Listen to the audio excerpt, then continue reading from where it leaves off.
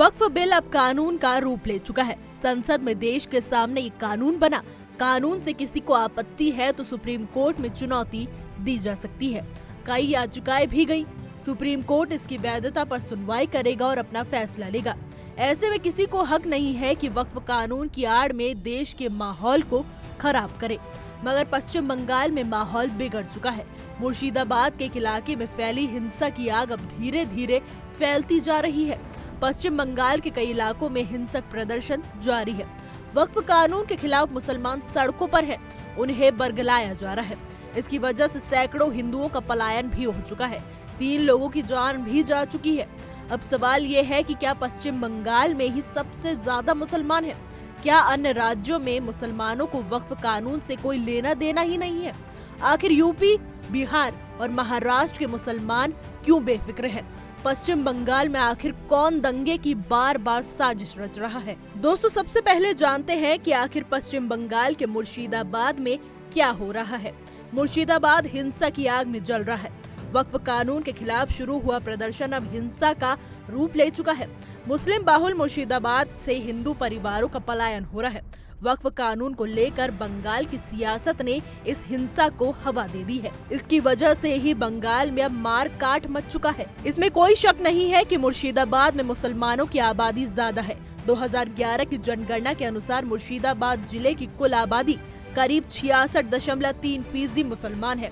मुर्शिदाबाद हिंसा के पीछे कई वजहों में से एक वजह ये भी है। हालांकि इस हिंसा को सियासी दाना पानी मिल रहा है। भाजपा का आरोप है कि टीएमसी वाले ही इस कानून के खिलाफ लोगों को भड़का रहे हैं। इसका नतीजा है कि लोग सड़कों पर आ रहे हैं और प्रदर्शन कर रहे हैं।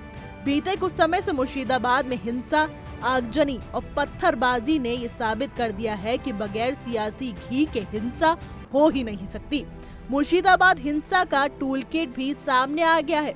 इसमें टेलीग्राम, व्हाट्सएप और सिग्नल ऐप जैसे सोशल मीडिया प्लेटफॉर्म से टूल किट जारी किया जा रहा है। जहां कैसे प्रदर्शन करना है, सब प्लानिंग हो रही है। अब सबसे बड़ा सवाल है कि मुसलमान तो यूपी, बिहार और महाराष्ट्र में भी हैं।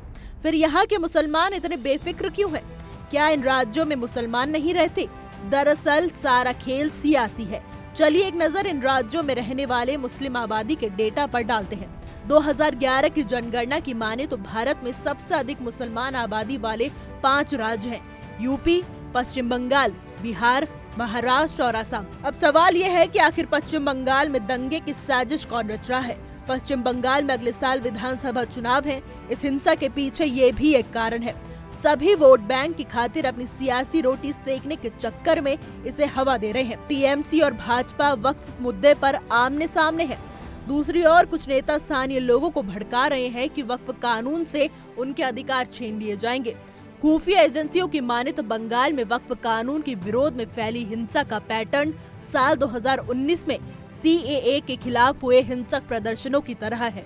मुर्शिदाबाद में हिंसा फैलाने के लिए उसी टूल किट को इस्तेमाल किया जा रहा है जिसका प्रयोग सीएए के खिलाफ हुए विरोध प्रदर्शनों में किया गया था।